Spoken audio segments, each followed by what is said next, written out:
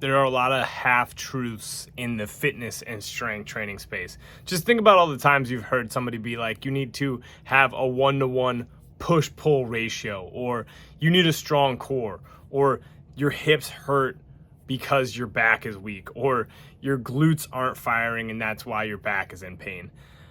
There are some amounts of truth in a lot of these relatively blanket statements that frankly just aren't the whole picture, right?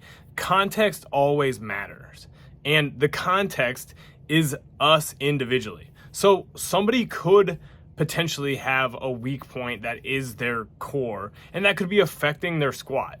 How you go about training that and effectively bringing up the strength of the overarching system is an individualized process. It's also just something that takes time and repetition. It's like getting good at an instrument. You have to just practice the instrument and focus on your weaknesses over and over again for years to really develop the capacity to be a good guitar player or pianist, right?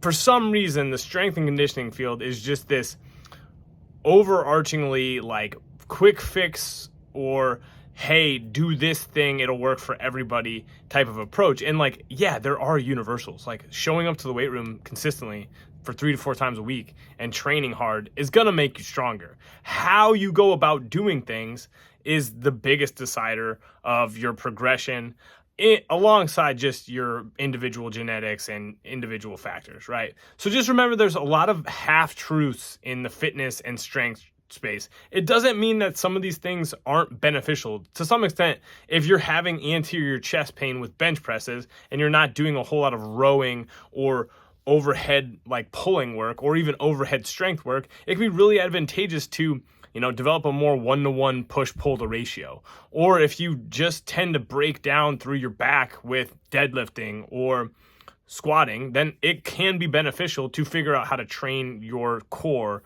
in those ways. But these overly simplistic narratives are half-truths, and you just have to be aware of that and navigate things appropriately. That's all I got for today. Appreciate you being here. Peace.